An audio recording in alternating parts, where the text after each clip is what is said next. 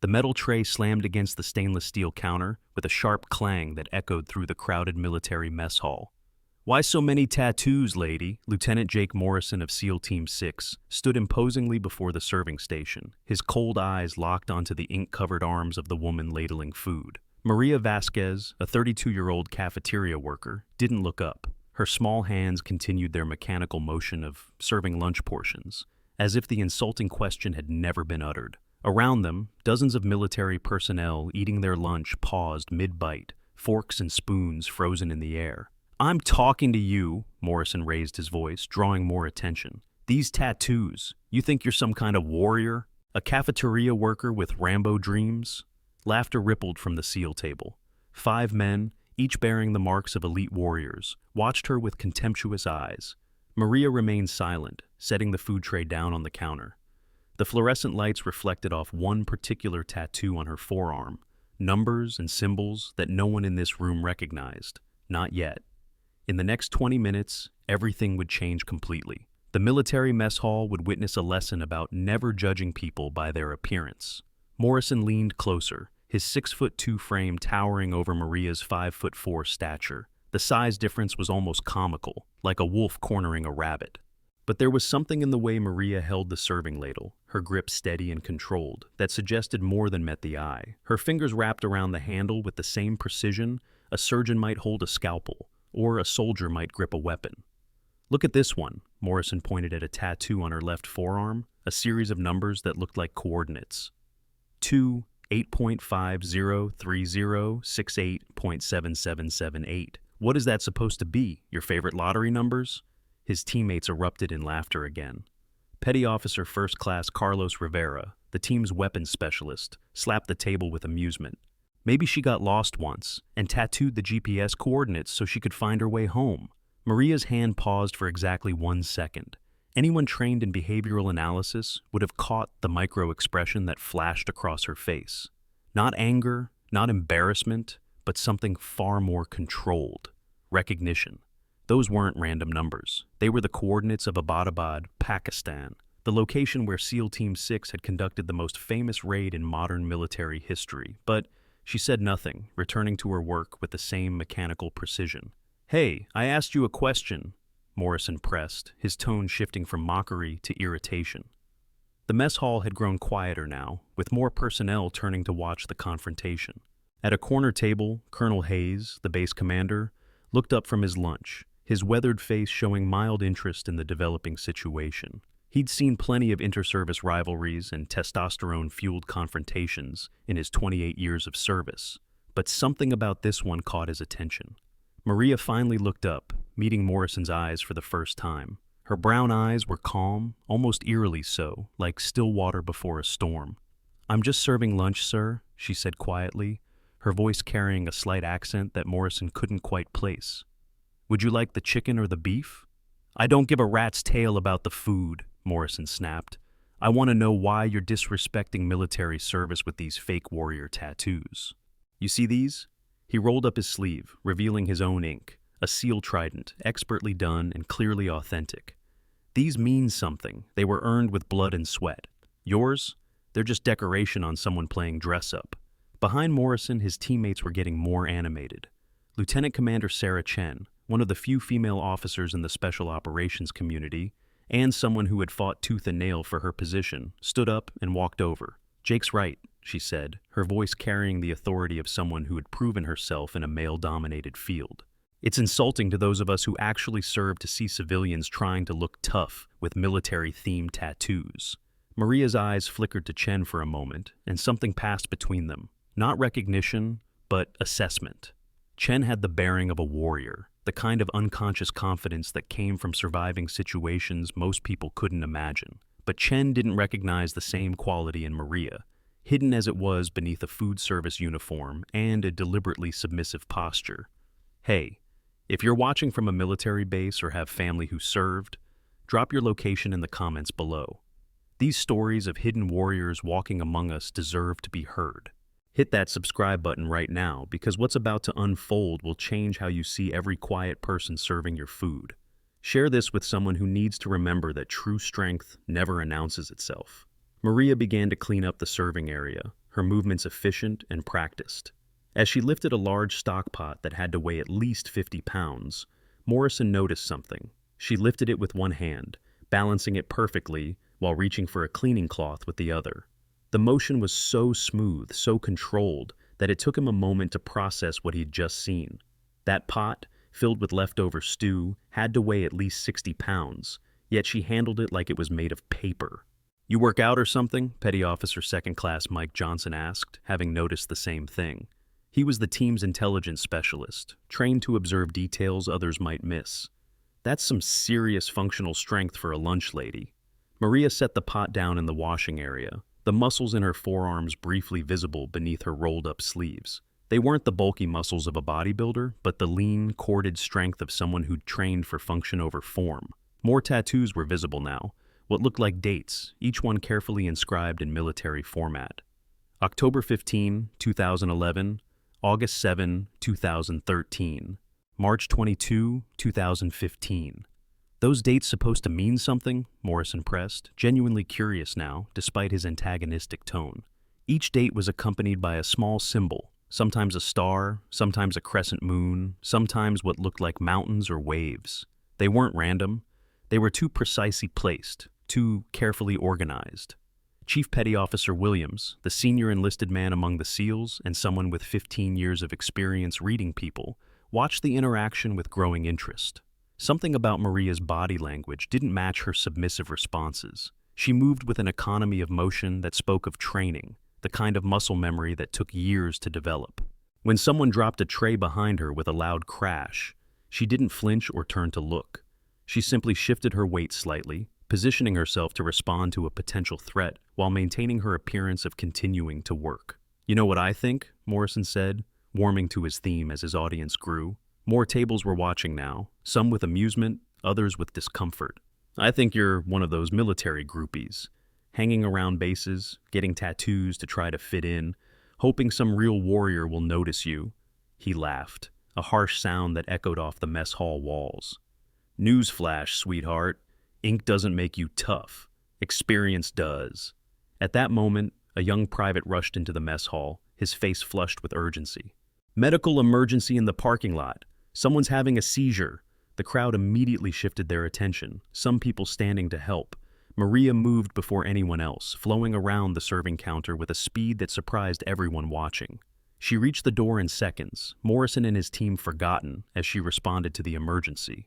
Outside, a young soldier was on the ground, his body convulsing violently.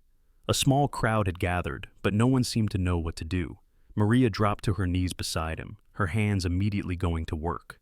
She turned him on his side, protecting his airway, while checking his pulse with practiced fingers. "Someone time this," she said calmly, her voice carrying a different kind of authority now. "And get me something soft for under his head. Don't restrain him." The crowd watched in amazement as she worked, her movements proud and professional. When the base medics arrived 3 minutes later, they found the soldier already stabilizing, Maria having managed the situation with textbook perfection. "Who are you?" one of the medics asked, impressed by her technique. "Just someone who knows basic first aid," Maria replied, standing and stepping back to let them take over. But Chief Williams, who had followed the crowd outside, noticed something else. The way she'd positioned the soldier, the specific pressure points she'd monitored, the calm efficiency of her response. That wasn't basic first aid. That was combat medical training, the kind special operators received for treating wounded team members under fire. This story reminds us that modern medical monitoring devices have revolutionized how we track vital signs during high-stress situations. Today's advanced biosensor technology can detect stress patterns, heart rate variability, and even predict panic attacks before they happen. These wearable devices, originally developed for military personnel in combat zones, now help veterans manage PTSD symptoms in civilian life. The same technology that once saved lives in Afghanistan is now available for everyday health monitoring. Back inside the mess hall, the atmosphere had changed. The medical emergency had disrupted Morrison's public humiliation of Maria, and now people were talking about her swift professional response. She returned to her station, resuming her duties as if nothing had happened, but the SEALs were looking at her differently now. Rivera leaned over to Morrison. "That wasn't normal first aid, brother. That was tactical combat casualty care. I've seen enough field medics to know. Morrison's ego wouldn't let him back down, though. As Maria returned to the serving line, he intercepted her. So, you took a first aid course. Big deal. That doesn't explain the warrior princess tattoo collection. He reached out suddenly, grabbing her wrist to get a closer look at one of the tattoos. The moment his hand closed around her wrist, several things happened simultaneously. First, Maria's body shifted into a defensive stance so subtle that only trained fighters would notice. Second, her free hand moved to a position where she could break his grip and counterattack in one motion. Third, and most surprisingly, Morrison felt the strength in her arm. Not the soft flesh of a civilian, but the iron-hard muscle of someone who'd trained extensively in close combat. He released her wrist, startled by what he had felt. Maria stepped back, her expression neutral, but Colonel Hayes had seen the entire exchange. He'd also noticed something else, the way she'd positioned her body, the specific stance she'd taken. It was familiar, though he couldn't quite place it. He stood up from his table and walked over, his presence immediately changing the dynamic. Military personnel straightened unconsciously as the base commander approached. "Is there a problem here, Lieutenant Morrison?" Hayes asked, his tone neutral but carrying the weight of command authority. Morrison straightened to attention. "No, sir. Just having a conversation with the civilian staff about appropriate decoration in a military environment." Hayes looked at Maria, studying her more closely now. There was something about her eyes, the way she held herself even while trying to appear submissive. He'd seen that look before, in operators who'd gone undercover, who'd learned to hide their true capabilities behind a facade of normalcy. "What's your name?" Hayes asked her directly. "Maria Vasquez, sir," she replied, meeting his eyes briefly before looking down. "I work for the contracted food service company. Been here about 8 months. Hayes nodded slowly. "Those are interesting tattoos, Ms. Vasquez. The coordinates especially. Do you know what those numbers represent?" For the first time, Maria hesitated. The mess hall had grown quiet again, everyone sensing that something significant was happening. "They're just places that meant something to me, sir," she said carefully. Hayes pulled out his phone, inputting the coordinates she had tattooed on her arm. His expression changed as he read the results. The first set was Abbottabad, Pakistan. The second was a location in the Korangal Valley, Afghanistan. The third was Mosul, Iraq. All three were sites of major special operations missions in the last 15 years. "Interesting places for a food service worker to have emotional connections to," Hayes said slowly. "Morrison, I think you should leave Ms. Vasquez alone. That's an order." Morrison looked confused but nodded. "Yes, sir." As Hayes walked away, he made a mental note to run a background check on Maria Vasquez. Something about her story didn't add up. And in his experience, when things didn't add up in a military environment, there was usually a very interesting reason why. The confrontation seemed to be over, but Petty Officer Johnson wasn't satisfied. He'd been watching Maria carefully, using his intelligence training to analyze her every movement. "You know, there's something off about you," he said, approaching her station after Hayes had left. "The way you move, the way you responded to that medical emergency, even the way you hold yourself. You're trained, aren't you?" Maria continued cleaning, not responding to his probing. But Johnson noticed something else, a faint scar on her neck, partially hidden by her collar. It was the kind of scar left by shrapnel, a wound that would have been serious enough to require immediate field surgery. "Where'd you get that scar?" he asked, pointing at her neck. She unconsciously reached up to touch it, then caught herself. "Kitchen accident," she said quietly. "Years ago." Johnson didn't believe her, and his expression showed it. Kitchen accidents didn't leave scars like that. That was a combat wound, the kind that came from being too close to an explosion, the kind that left most people dead. Lieutenant Commander Chen had been observing from a distance, and something was bothering her. She prided herself on being one of the few women to break into special operations, and she'd developed a radar for other women who'd served. There was something about Maria's bearing, the way she distributed her weight, always balanced, always ready to move. She approached the serving station again, this time with less hostility. "Were you military?" Chen asked directly. "You move like someone who's been trained." Maria looked at her for a long moment, and Chen saw something flicker in her eyes, not fear or anger, but calculation. She was deciding how much to reveal, weighing risks and benefits like an operator planning a mission.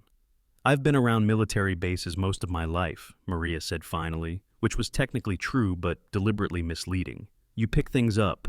Chen wasn't satisfied with the answer, But before she could press further, something unexpected happened.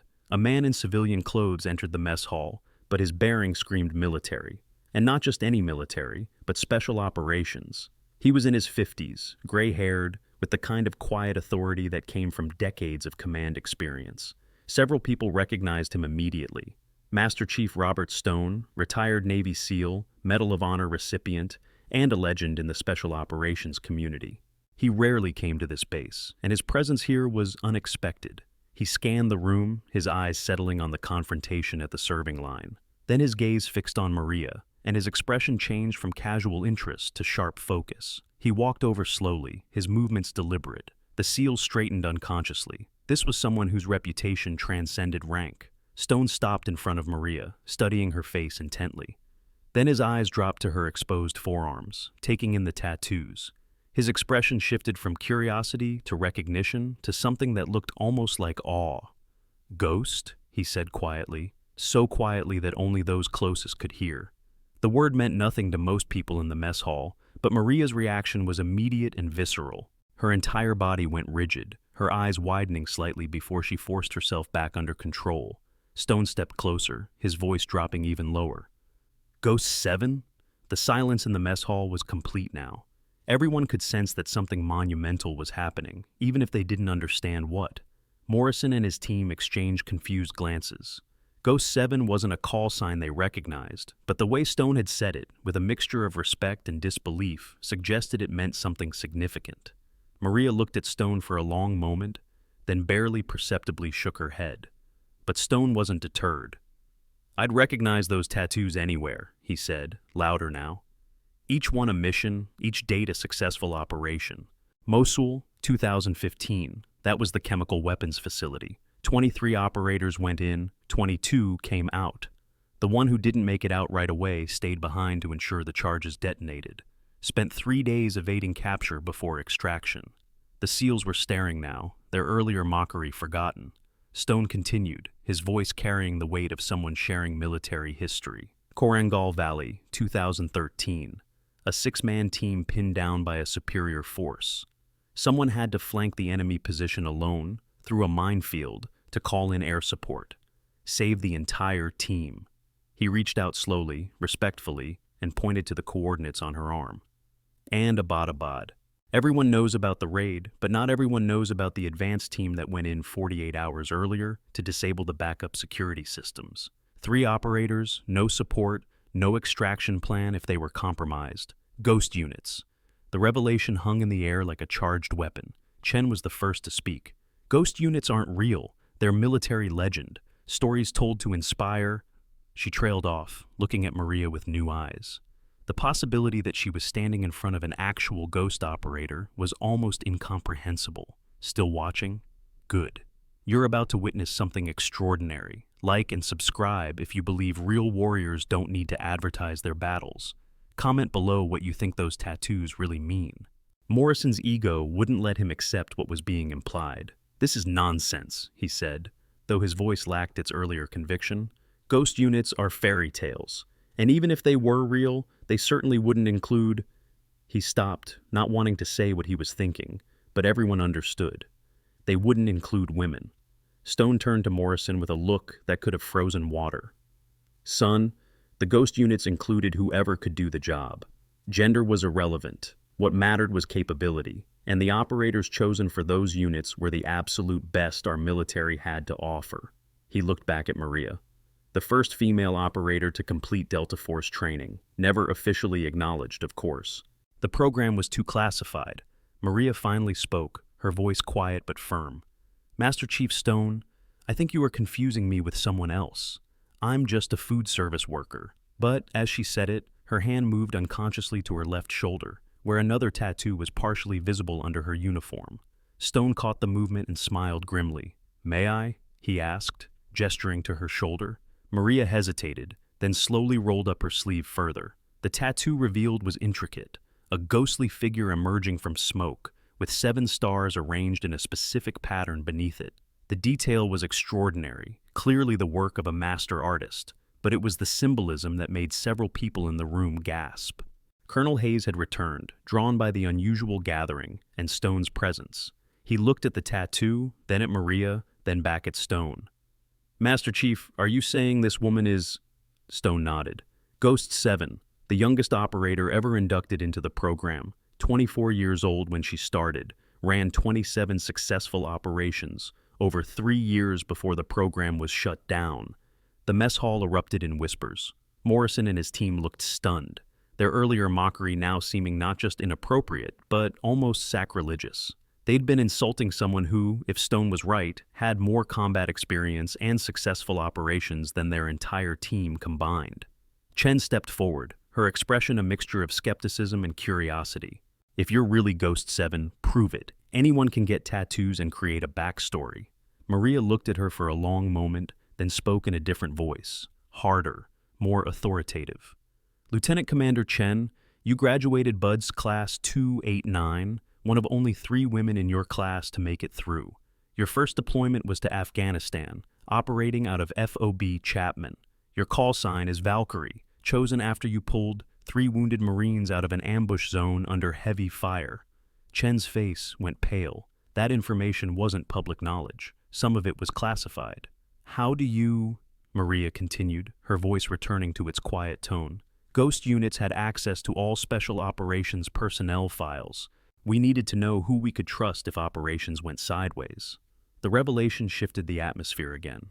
This wasn't just someone claiming to be special operations. This was someone demonstrating knowledge that only someone with the highest security clearance would have. Morrison, struggling to salvage some dignity from the situation, challenged her. So, if you're this elite operator, why are you serving food in a mess hall? Maria's expression darkened slightly, the first real emotion she'd shown beyond her controlled calm. Not everyone gets to retire with full honors, Lieutenant. Sometimes operations go wrong, sometimes political necessities override operational realities, and sometimes the best operators become inconvenient truths that need to be buried. Stone's expression confirmed what she was implying. The Ghost program was shut down after a mission went sideways. Not operationally, the mission was a success, but politically. The operators were quietly retired, their records sealed, and their existence officially denied. Most disappeared into civilian life with generous pensions and strict non-disclosure agreements. But Maria... I refused to sign, Maria finished quietly. I couldn't accept money to forget the people we lost, to pretend those operations never happened. So they gave me a choice. Sign and disappear with full benefits, or refuse and lose everything, pension, medical benefits, even official acknowledgement of my service. The weight of that revelation settled over the room. She'd given up everything rather than deny the sacrifice of her fallen teammates. Morrison's team exchanged uncomfortable glances, their earlier behavior now seeming even more inappropriate. They'd mocked someone who'd sacrificed more for her principles than most people would ever be asked to give. Chief Williams, who'd remained silent through most of the exchange, finally spoke. "The scars," he said quietly. "Show us the scars." Every special operator had them, the physical evidence of operations gone wrong, of times when luck ran out and only training and determination kept them alive. Maria hesitated, then slowly unzipped her food service uniform jacket. Beneath it, she wore a simple black tank top that revealed arms covered not just in tattoos but in scars.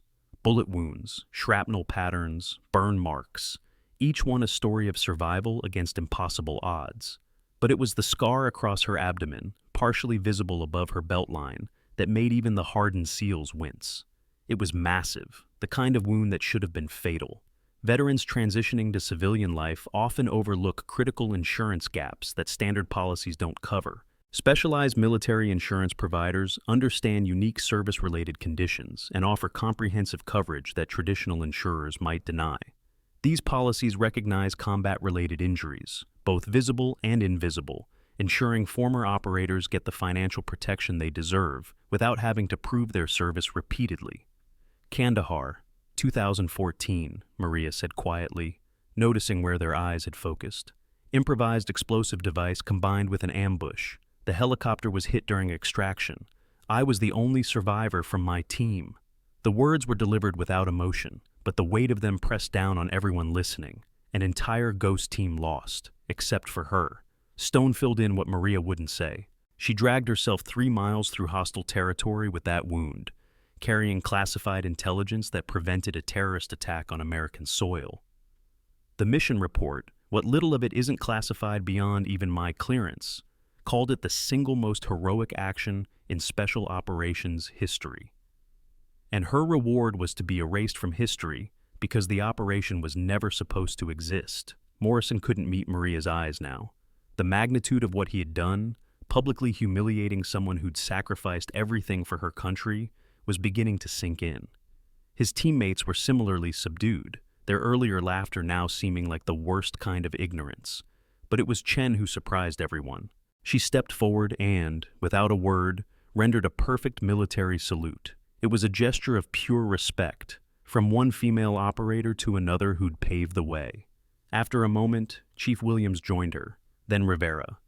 Then, one by one, every military member in the mess hall stood and saluted. Maria stood there, uncomfortable with the attention, but unable to move without disrespecting the gesture. She returned the salute with military precision, her bearing transforming from submissive food service worker to the elite operator she'd once been. When the salutes finally ended, the mess hall remained silent, everyone processing what they'd witnessed. "I just serve food now," Maria said quietly, trying to return to her role, but the illusion was broken. Everyone had seen who she really was, and there was no going back. Morrison approached slowly, his entire demeanor changed. Gone was the arrogance, replaced by something approaching humility. "Ms. Vasquez, Sergeant, he struggled to find the right words. "Maria is fine," she said, not unkindly. "And you couldn't have known. The whole point of disappearing is that no one knows." But Morrison shook his head. "That's no excuse. I judged you based on appearance, mocked your service without knowing anything about you. That's not what a SEAL should do. That's not what any service member should do." His apology seemed to break a dam. Other service members approached, some to apologize for laughing, others simply to shake her hand. But Maria seemed uncomfortable with the attention, stepping back behind the serving counter as if it could shield her from their recognition. Stone understood. "Give her some space," he said quietly but firmly. "She spent 5 years trying to be invisible. This isn't easy for her." As the crowd reluctantly dispersed, returning to their tables and conversations, Hayes approached Maria directly. "We need to talk," he said quietly. "Privately, my office after your shift." It wasn't a request. Maria nodded, understanding that her carefully constructed anonymity had been shattered. The rest of the lunch service passed in a strange atmosphere. People still came through the line, but now they looked at Maria differently.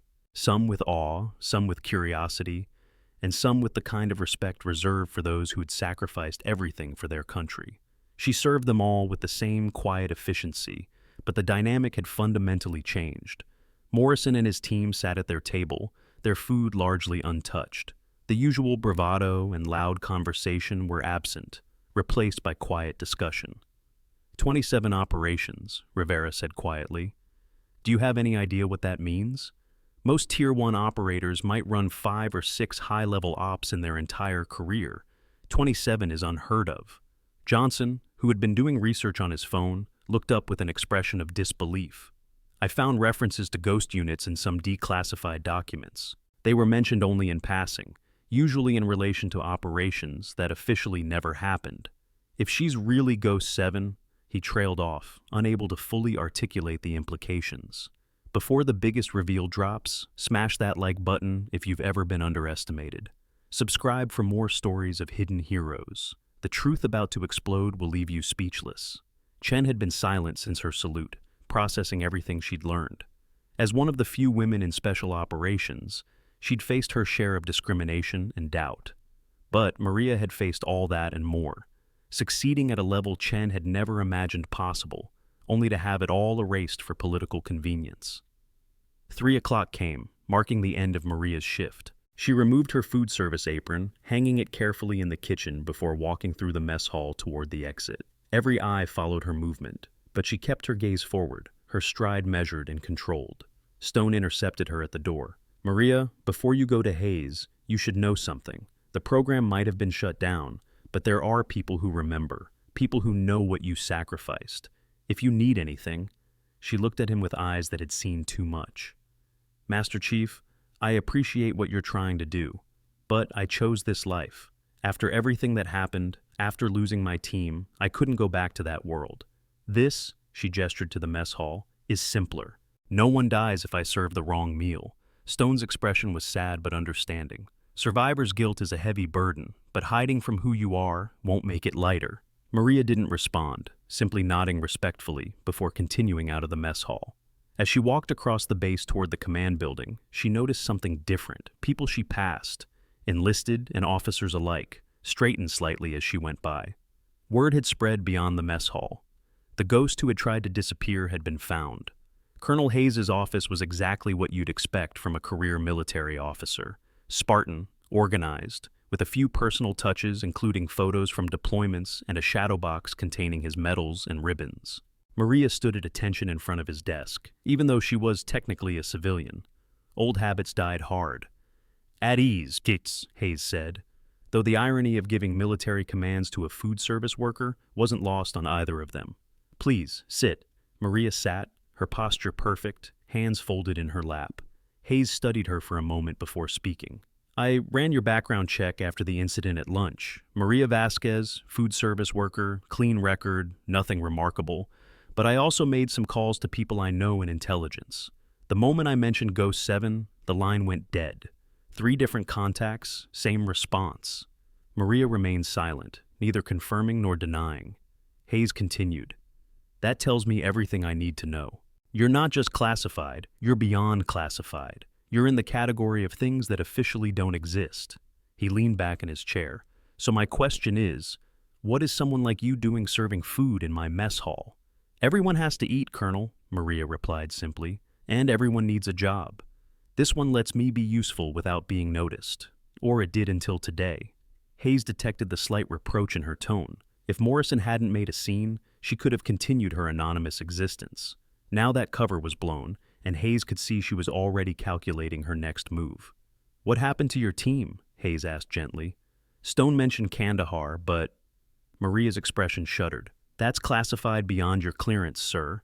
And even if it wasn't, it's not something I discuss." The pain in her voice was carefully controlled, but still evident. Whatever had happened in Kandahar, it had broken something in her that hadn't healed. Hayes nodded, respecting the boundary. "I won't press for details you can't or won't give, but I need to know, are you a security risk? Is your presence here going to bring problems to my base?" Maria met his eyes directly. "Colonel, I've been here 8 months without incident. I keep my head down, do my job, and go home. The only problem today was your SEAL deciding to publicly humiliate someone he knew nothing about." "Fair point," Hayes conceded. "Morrison will be disciplined for his behavior, but that doesn't change the fact that your cover is blown. Every person on this base will know who you are by tomorrow. You can't go back to being invisible." Maria shifted slightly in her chair, the weight of Hayes's words settling over her like a tactical vest she'd long since stopped wearing. "I've started over before, Colonel. I can do it again if necessary." But even as she said it, both of them knew it wouldn't be that simple. The special operations community was small, interconnected.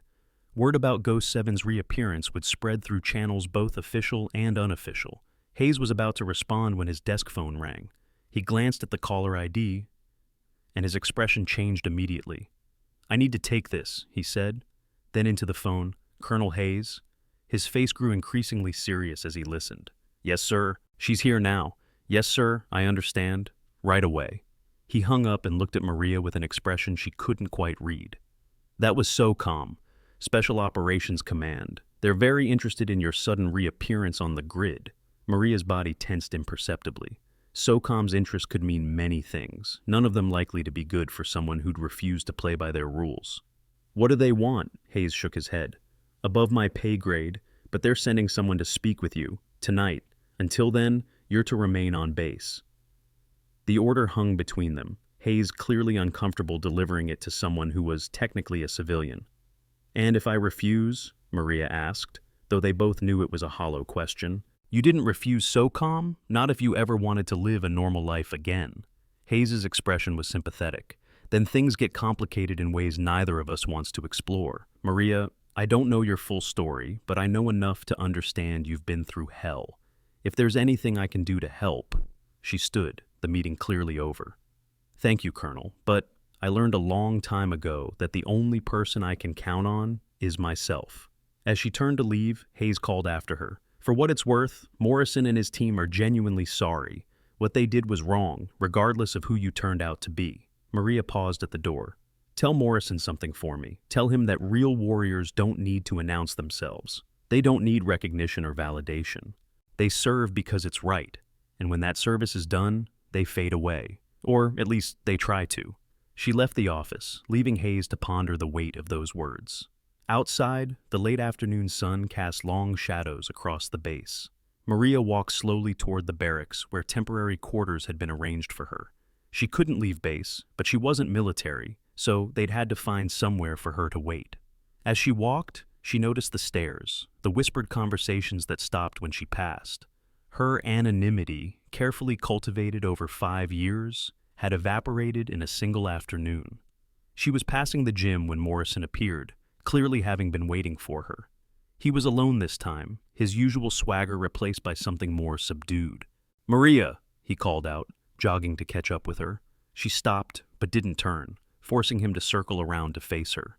"I wanted to apologize," he began, the words coming out in a rush. "Not just for today, but for what it represents.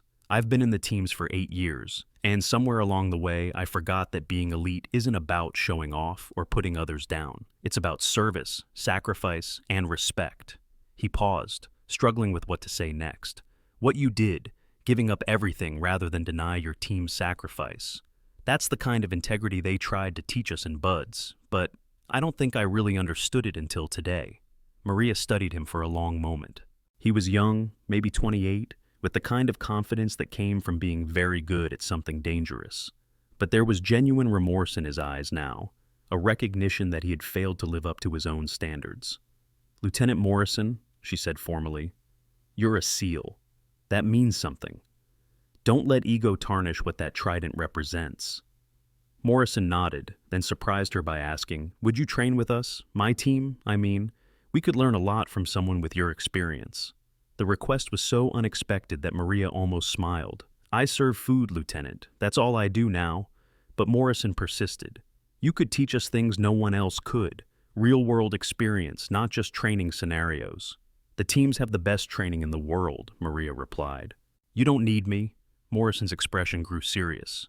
"With respect, ma'am, we have the best conventional training, but Ghost units operated outside conventional parameters.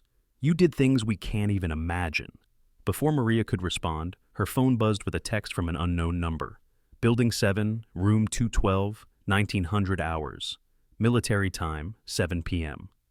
She had 2 hours before her meeting with whoever SOCOM had sent. "I have to go," she told Morrison. "But, Lieutenant, that humility you're showing now, hold on to it. It might save your life someday." She left him standing there and made her way to the temporary quarters, a small room in the visiting officers' quarters that was functional but impersonal. Maria sat on the narrow bed, finally allowing herself a moment to process everything that had happened. 5 years of carefully maintained anonymity, destroyed in a single afternoon. She'd known it might happen eventually, but she'd hoped for more time. Her phone rang, displaying a number she hadn't seen in years but recognized immediately. She hesitated, then answered. "Hello, Sarah." The voice on the other end was warm, familiar, tinged with concern. "Maria, I heard what happened. Are you okay?" Sarah Chen, not the lieutenant commander from the mess hall, but Dr. Sarah Chen, the therapist who had worked with Ghost Unit survivors after the program was shut down. "I'm fine," Maria replied automatically, then caught herself. One of the first things Sarah had taught her was to stop saying she was fine when she wasn't. "Actually, no. My cover's blown. SOCOM wants to see me, and I have no idea what comes next." "Do you want to run?" Sarah asked, cutting straight to the heart of it. It was always an option for former Ghost operators. Disappear completely, become someone else. They all had contingency identities prepared for just such a situation. "I'm tired of running," Maria admitted, "but I'm also tired of fighting. I just wanted to be left alone." "That was never going to be permanent, and you know it," Sarah said gently. "What you are, what you've done, it's too valuable to stay buried forever. The question is, what do you want to do now that you're back in the open?" Maria didn't have an answer. For 5 years, her only goal had been to remain invisible, to serve penance for surviving when her team hadn't. Now that her cover was blown, she had to face the possibility of returning to a world she'd tried to leave behind. Still watching? Good. You're about to witness something extraordinary. Like and subscribe if you believe real warriors don't need to advertise their battles. Comment below what you think those tattoos really mean. The afternoon passed slowly as Maria reviewed her options. She could try to disappear again, though SOCOM's interest would make that infinitely more difficult.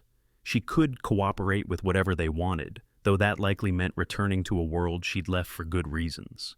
Or she could stand her ground, refuse to be pushed back into operations she no longer believed in. At 6:45, she changed into the most professional clothing she had, dark slacks and a navy blue button-down shirt she kept for formal occasions. Looking in the mirror, she saw neither the elite operator she'd been nor the invisible food service worker she'd tried to become. She was caught between worlds, and tonight's meeting would likely determine which one would claim her. Building 7 was part of the administrative complex, housing various offices and meeting rooms. Maria had been there before, years ago, for briefings that were now just painful memories. Room 212 was at the end of a quiet hallway, away from the building's main traffic. She knocked at exactly 1900 hours, her military punctuality intact despite years of civilian life. "Enter," came a voice from inside. Maria opened the door and froze. She'd expected a SOCOM representative, maybe someone from intelligence. What she hadn't expected was to see 3 people, one of whom she'd been told was dead.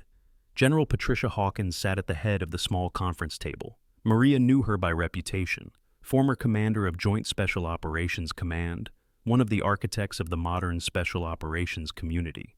Beneath her sat a man Maria didn't recognize, clearly military intelligence from his bearing, but it was the third person who made her heart stop. Michael Torres, Ghost 3, her former teammate, reportedly killed in action in Syria 4 years ago. He was in a wheelchair, his left leg ending at the knee, but he was undeniably, impossibly alive.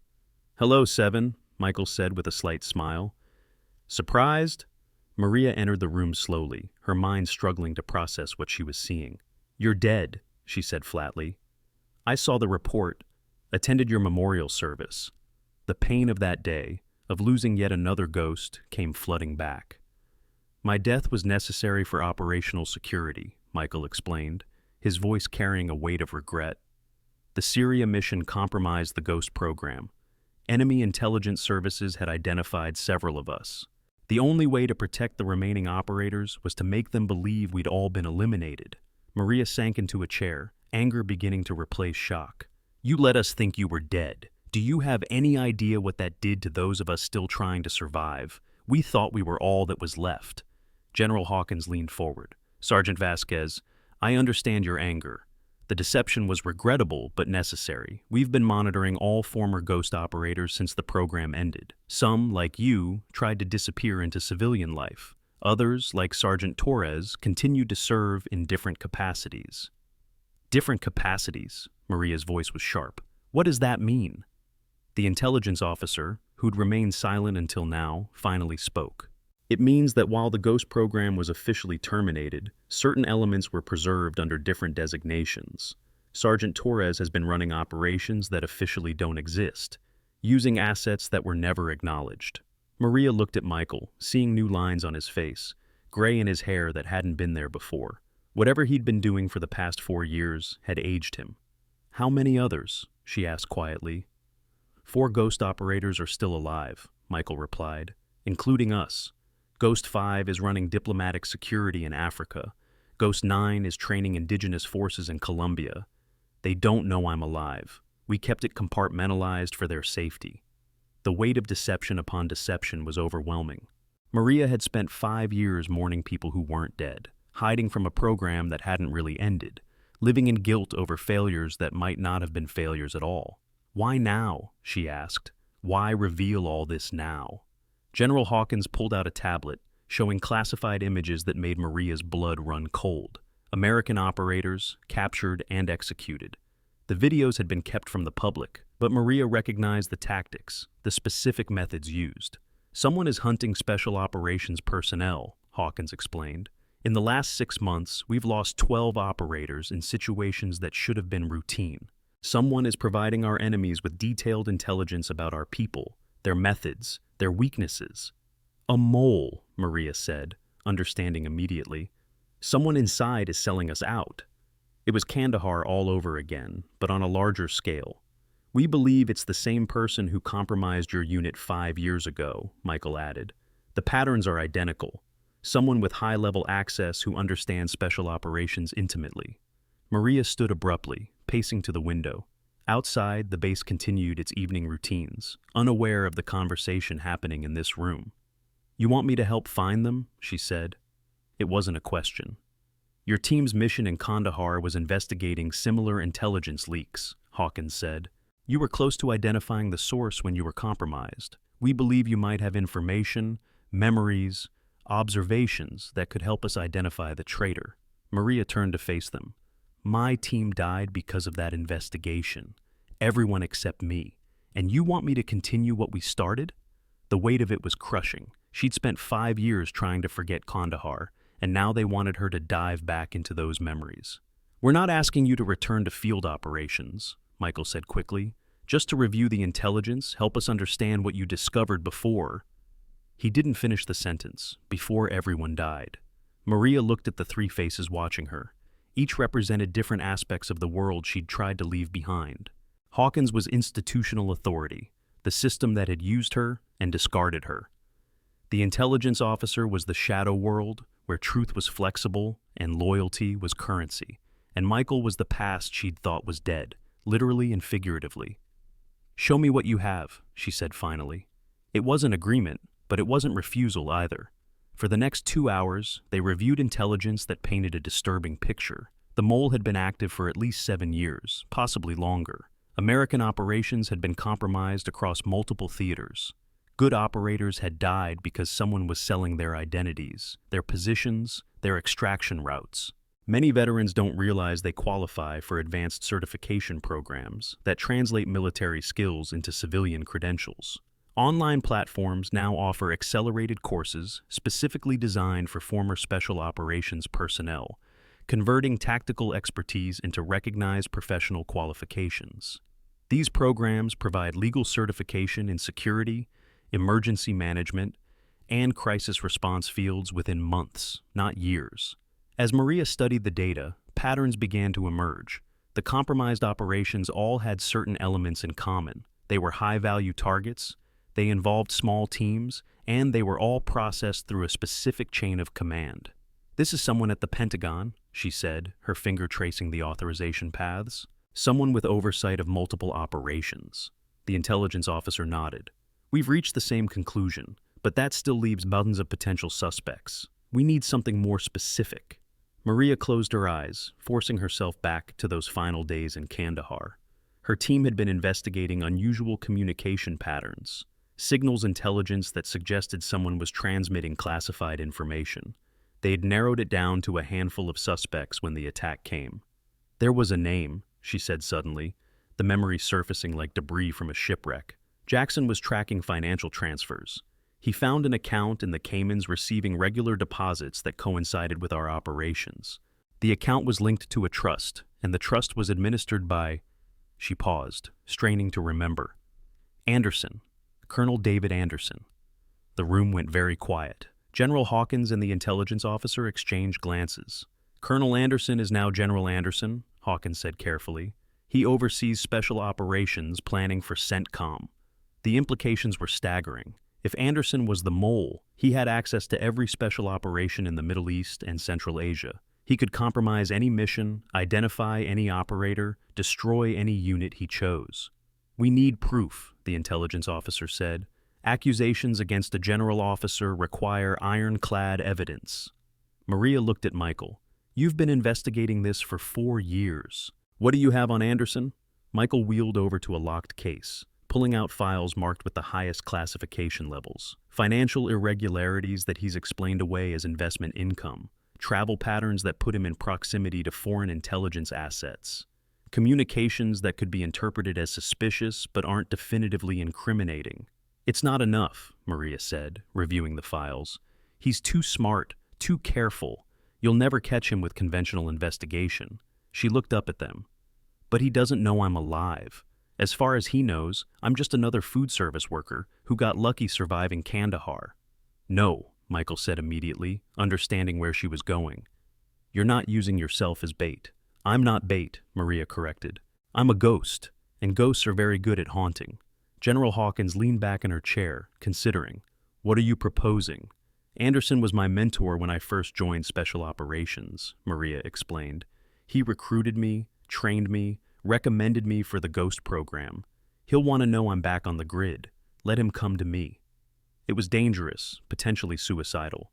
If Anderson was the mole and realized what she was doing, she'd disappear, but it was also their best chance at exposing him. We'd provide backup, Hawkins said slowly. Surveillance, quick reaction forces, everything you'd need. Maria shook her head. Too obvious. Anderson knows how these operations work. The moment he detects surveillance, he'll know it's a trap. She looked at Michael. But he doesn't know you're alive. You could be my backup. Michael's expression was grim. Maria, this is exactly the kind of operation that got our team killed, going after a mole without proper support. Our team died because the mole knew we were coming, Maria interrupted. This time, we know who we're hunting. That changes everything. The debate continued for another hour, but eventually, a plan emerged. Maria would make herself visible, let Anderson know she was back in the special operations community. If he was the mole, he'd have to respond, either to recruit her or to eliminate her. Either way, they'd have their proof. Before the biggest reveal drops, smash that like button if you've ever been underestimated. Subscribe for more stories of hidden heroes. The truth about to explode will leave you speechless. The next morning, Maria returned to the mess hall for breakfast. The room fell silent when she entered, then erupted in whispers. She ignored them all, getting her food and sitting alone at a corner table. But this time she didn't try to hide. She sat straight, her bearing military rather than submissive. She was announcing her return without saying a word. Morrison and his team were there, watching her uncertainly. She nodded to them, a small acknowledgement of their shared experience from the day before. Morrison started to approach, but Chen caught his arm, shaking her head. They understood she needed space. But Colonel Hayes approached, sitting down across from her, without asking permission. Heard you had an interesting meeting last night, he said quietly. Maria looked at him steadily. The base commander isn't supposed to know about classified meetings, sir. Hayes smiled slightly. The base commander isn't supposed to know a lot of things. But when SOCOM starts moving assets around his base, he tends to notice. He leaned forward. Are you back? Really back?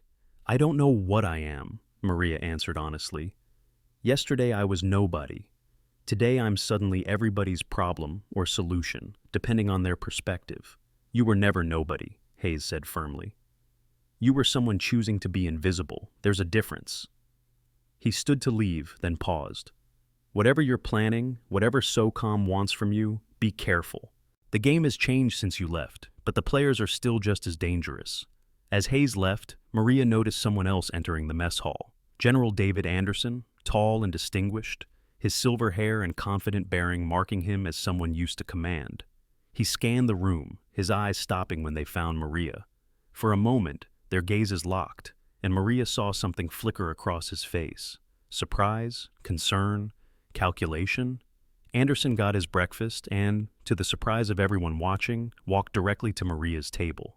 May I join you? He asked, his voice warm and familiar. Maria gestured to the empty chair. Of course, sir. Anderson sat, studying her with paternal concern. Maria, I heard about yesterday's incident. Morrison can be overzealous, but I hope you won't hold it against him. People make mistakes, Maria said carefully. What matters is what they do afterward. Wise words, Anderson agreed. I also heard that your background came to light. The Ghost program was always controversial, but what you achieved was remarkable. Maria watched him carefully, looking for any sign that he knew about her meeting with SOCOM. It was a long time ago, sir. I'm just trying to move forward now. Are you? Anderson asked, his tone gentle but probing. Because from what I understand, SOCOM is very interested in bringing you back into the fold. There it was. Information he shouldn't have. The meeting had been completely classified. Only someone with illegal access to SOCOM communications would know about it. Maria kept her expression neutral, but inside, her suspicions solidified. SOCOM is interested in a lot of things, she replied. That doesn't mean I'm interested in them. Anderson leaned back, his expression thoughtful. You know, Maria, when I first recruited you, I saw enormous potential. You exceeded even my highest expectations. It broke my heart when the Ghost program ended, when you lost your team. Hearts mend, Maria said, her voice harder than intended. Anderson noticed the edge in her tone. Yes, they do, but scars remain. He paused, seeming to consider his next words. Maria, can I be frank with you? She nodded, curious where this was going. The special operations community is facing threats unlike anything we've seen before. Someone is systematically targeting our people, using inside knowledge to compromise operations. We've lost good operators, and we're going to lose more unless we identify the source. Maria kept her expression carefully neutral. That sounds like an intelligence problem, sir. I'm just a food service worker now. Anderson smiled, but it didn't reach his eyes. We both know that's not true.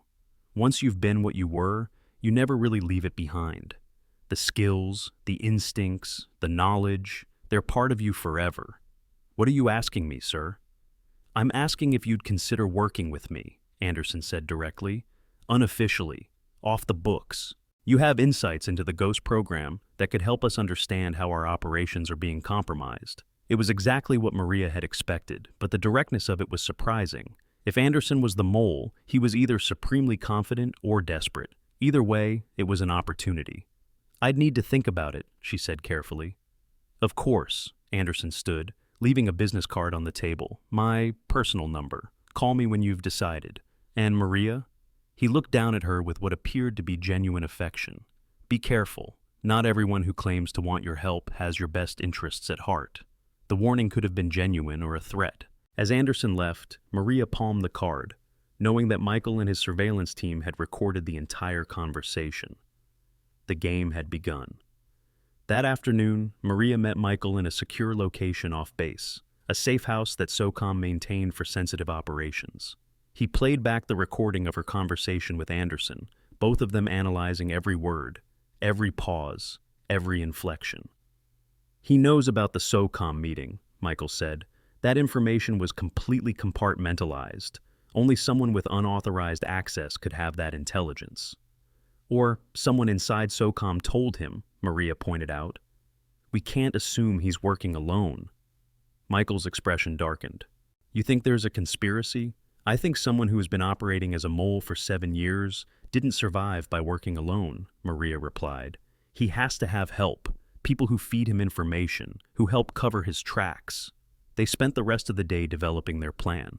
Maria would accept Anderson's offer, work with him to supposedly identify the mole, while actually gathering evidence against him.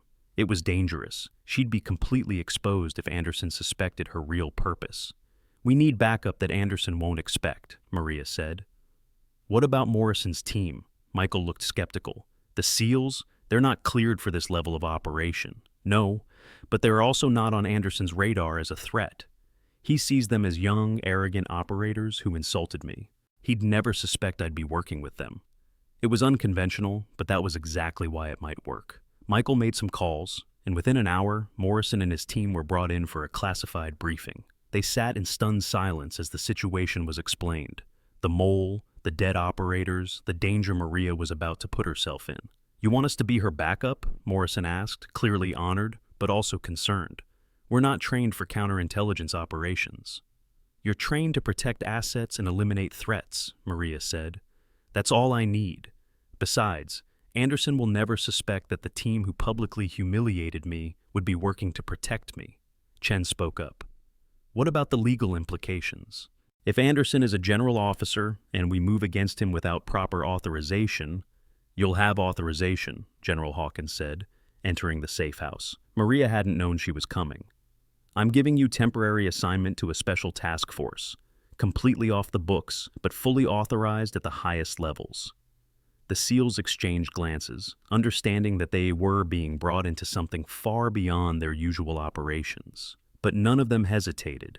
They'd seen what Maria had sacrificed for her principles, and they wanted to be part of bringing justice for the fallen operators. If this story hit you in the feels, subscribe now and ring that notification bell. Share this with every veteran you know. Comment your thoughts. Did you see this coming? That evening, Maria called Anderson from a phone they knew he'd be monitoring. "General, I've thought about your offer. I'd like to meet to discuss it further." "Excellent," Anderson's voice was warm. "How about tomorrow morning? There's a place off base where we can talk privately." The location he suggested was isolated, perfect for a confidential meeting or an ambush. Maria agreed, knowing that Michael and the SEALs would be positioned nearby. The next morning, Maria drove to the meeting location, an abandoned warehouse complex 10 miles from base. She was wired for sound, though the equipment was so well hidden that even a professional search would likely miss it. Morrison's team was already in position, having infiltrated the area during the night. Anderson was waiting, leaning against a black SUV. He was alone, or appeared to be. "Maria, thank you for coming." She approached carefully, every sense alert for danger. "You said you needed my help, sir?" Anderson nodded, gesturing for her to join him in the vehicle. "It's more secure to talk while moving." It was a classic technique. A moving vehicle was harder to surveil, harder to bug, but Maria had expected this. She got in, trusting that Michael was tracking the vehicle's movement. As they drove, Anderson began to reveal more than he probably intended. The Ghost program was supposed to be the future of special operations, he said. Small units with complete autonomy, operating outside traditional command structures, but it was too successful. It threatened too many rice bowls, too many traditional power structures. "Is that why it was shut down?" Maria asked. Anderson glanced at her. "It was shut down because someone decided that ghosts were too dangerous to exist. Someone who saw them as a threat rather than an asset." "Someone like you?" Maria asked directly. Anderson actually laughed. "Me? Maria, I created the Ghost program. Why would I destroy it?" "Because it became something you couldn't control," Maria suggested. "Because operators like my team started asking questions about operations that didn't make sense, about intelligence that was too good to be legitimate." Anderson's expression changed, the warmth disappearing. "Your team was investigating something they didn't understand. They were going to expose operations that needed to remain hidden." "Operations or crimes?" Maria pressed. Anderson pulled the vehicle to the side of a deserted road. They were miles from the warehouse now, in an area with no cell coverage. "Maria, I'm going to tell you something that only a handful of people know. The mole everyone's hunting, he's real, but he's not working for our enemies." Maria felt her blood chill. "What are you saying?" "I'm saying that sometimes, to protect the greater good, we have to make impossible choices. Your team discovered that certain operations were being deliberately compromised. They thought it was treason. It wasn't. It was strategy." The full horror of what he was suggesting hit Maria. "You've been deliberately sacrificing American operators?" "Sacrificing some to save many," Anderson corrected. "Every operation that was compromised was carefully chosen.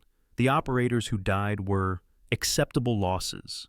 Their deaths convinced our enemies that they were winning, that their intelligence networks were succeeding. It kept them from looking for our real operations, our real assets." Maria felt sick. Those were good people. They had families. "And their sacrifice protected hundreds of other operators whose missions remained secret," Anderson said firmly. "It's the trolley problem, Maria. Kill one to save 5. Kill 5 to save 50. "That's not your decision to make," Maria said, her voice shaking with controlled rage. Anderson's hand moved to his sidearm. "Actually, it is. I was given authority by people whose names you'll never know, to do whatever was necessary to protect American interests. Your team threatened to expose that. They had to be stopped." "So, you had them killed?" "I had them sacrificed," Anderson corrected. "There's a difference." Maria looked at this man she'd once respected, once seen as a father figure, and saw a monster who had convinced himself his crimes were virtues. "There's no difference to the families who buried them." Anderson's gun was out now, pointed at her. "I'm sorry, Maria. I really did hope you'd understand, that you'd join us, but you're too idealistic, too rigid in your thinking. And you're a traitor," Maria said flatly. Anderson shook his head. "I'm a patriot making impossible choices. History will vindicate me." "History won't remember you at all," Maria replied, "because you're not leaving here." Anderson's expression changed to confusion, then alarm as he realized what she meant. The doors of the SUV were suddenly yanked open. Morrison and Chen had approached while they were talking, moving with the silent precision that made SEALs legendary. Anderson tried to raise his weapon, but Maria was faster. her hand striking his wrist with practiced precision, sending the gun flying. Within seconds, Anderson was on the ground, Morrison's knee in his back, while Chen secured his weapons. More vehicles appeared, Michael in his modified van, General Hawkins in an official vehicle, and a full tactical team. "General David Anderson," Hawkins said formally, "you're under arrest for treason, murder, and conspiracy to commit espionage against the United States." Anderson looked up at Maria, his expression a mixture of rage and disbelief. "You were wired. You were working with them all along." "I was doing my job," Maria replied. "The job you taught me. Protect America from all enemies, foreign and domestic." As Anderson was led away, Michael wheeled over to Maria. "You got him to confess. Full confession, recorded and witnessed." Maria nodded, but she felt no satisfaction. Anderson had been her mentor, someone she'd trusted completely. Learning that he had orchestrated the death of her team, that he'd been playing God with operators' lives, was a betrayal that cut deeper than any physical wound. Morrison approached, his expression respectful. "Ma'am, what you just did, that took incredible courage." "No," Maria corrected. "Courage is what my team showed in Kandahar, fighting even when they knew they'd been set up. This was just justice."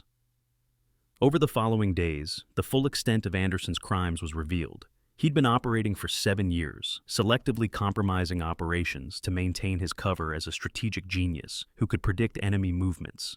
23 operators had died because of his betrayals, including Maria's entire Ghost team. But Anderson hadn't been working alone. The investigation revealed a network of conspirators, people who believed that sacrificing some American lives was acceptable if it protected others. It was a cancer that had metastasized throughout the intelligence community, and rooting it out would take months, maybe years. Maria found herself at the center of the investigation, her knowledge of the Ghost program and Anderson's methods proving invaluable. She worked 18-hour days, reviewing files, identifying patterns, helping to uncover the full extent of the conspiracy. Morrison's team became her unofficial protection detail, taking turns ensuring she was never alone, never vulnerable. They'd gone from mocking her to protecting her, a transformation that spoke to their character and professionalism. One evening, a month after Anderson's arrest, Maria sat in the mess hall where it had all started. She was at the same table where Morrison had first confronted her about her tattoos, but now instead of eating alone, she was surrounded by the SEAL team that had become her unlikely allies. "So what happens now?" Rivera asked. "Anderson's going to prison. The conspiracy is being dismantled. What do you do next?" Maria had been asking herself the same question. SOCOM had offered her a position, a chance to return to operations with full reinstatement. But she'd also received other offers, private security firms wanting her expertise, think tanks wanting her insights, even a book deal from a publisher who had somehow learned about her story. "I don't know," she admitted. "For 5 years, my only goal was to stay hidden. Then it became finding justice for my team. Now that I have that justice..." She trailed off, uncertain. Chen leaned forward. "You could teach, pass on what you know to the next generation." Morrison nodded enthusiastically. "You'd be an incredible instructor. The things you could teach us..." Before Maria could respond, her phone buzzed. The number was blocked, but somehow she knew this was important. She answered, stepping away from the table for privacy. "Ghost 7? The voice was digitized, impossible to identify. "Who is this?" Maria demanded. "Someone who knows that Anderson's network was bigger than what you've uncovered. Someone who knows there are more operators in danger. Your country needs you, Ghost 7. Will you answer the call?" Maria looked back at the table where Morrison's team waited. These young warriors who'd learned hard lessons about judgment and respect. She thought about her fallen team, whose sacrifice had been perverted by Anderson's twisted logic. She thought about the operators still out there, still in danger from threats they didn't know existed. "Send me the details," she said into the phone. "Already done. Check your secure email. And Ghost 7, welcome back to the shadows." The line went dead. Maria returned to the table, where everyone was watching her with curiosity. "Everything okay?" Morrison asked. Maria considered her words carefully. "How would you all feel about some advanced training? Real advanced. The kind they don't teach at Buds?" The team exchanged excited glances. "You're going to train us?" Johnson asked. "I'm going to prepare you," Maria corrected. "Because something tells me we're going to need all the warriors we can get." That night, Maria stood on the beach near the base, watching the waves crash against the shore. Michael found her there, having tracked her despite her attempts to disappear. "You took the call," he said. It wasn't a question. "Someone has to," Maria replied. "Anderson's network is still out there. More operators are going to die if we don't stop them." Michael nodded. "You know this means giving up any chance at a normal life." Maria looked at her arms, at the tattoos that told the story of her service, her sacrifice, her survival. "I gave that up the day I became a ghost. Some things you can't walk away from." And Morrison's team? They're good operators who could be great with the right training. Besides, she smiled slightly, they owe me for that scene in the mess hall. Michael laughed, the first genuine laugh she'd heard from him since learning he was alive. From food service to training SEALs. That's quite a career change. "Not really," Maria said. "I'm still serving, just in a different way." The next morning, Maria stood before Morrison's team and a handful of other selected operators in a classified training facility. On the wall behind her was a simple banner, "Ghosts never die." "Forget everything you think you know about special operations," she began. "What I'm going to teach you isn't in any manual. It's written in blood and sacrifice, in the stories of operators who gave everything for missions that never existed." She rolled up her sleeves, revealing the tattoos that had started this journey. Each of these marks represents a lesson learned the hard way. By the time we're done, you'll understand what every one of them means. You'll understand what it truly means to be a ghost. Morrison raised his hand. "Ma'am, that first day in the mess hall, I asked why you had so many tattoos." Maria smiled, a real smile that transformed her face. "And now you know, Lieutenant, they're not decorations, they're not fashion. They're promises to the dead and warnings to the living. They're the story of what happens when ordinary people are asked to do extraordinary things." She turned to the whiteboard and began writing coordinates, dates, mission codes. "Your education starts now, and your first lesson is this. Real warriors don't advertise their strength. They don't seek recognition. They serve in silence, strike from shadows, and disappear before anyone knows they were there." Chen spoke up. "Like you did for 5 years in that mess hall." "Exactly," Maria confirmed. "I was invisible in plain sight, just another food service worker. But I was also watching, learning, waiting. Because ghosts never really die. They just wait for the moment when they're needed most." The training began, intense and relentless. Maria pushed them beyond their limits, teaching them not just tactics and techniques, but the philosophy of shadow warfare. How to be everyone and no one. How to hide in plain sight. How to strike without warning and disappear without a trace. But she also taught them about sacrifice, about the weight of carrying secrets that could never be shared. She taught them about the families of the fallen, about the price of serving in units that didn't officially exist. One evening, after a particularly grueling training session, Morrison approached her. "Ma'am, can I ask you something personal?" Maria nodded, though she rarely entertained personal questions. "Do you regret it? Everything you gave up for the Ghost program?" Maria thought about the question, about the 5 years of hiding, the team she'd lost, the normal life she'd never have. "I regret that good people died. I regret that their sacrifice was corrupted by Anderson's betrayal, but the service itself, the missions we completed, the lives we saved, no, I don't regret that. Even though it cost you everything?" "It didn't cost me everything," Maria corrected.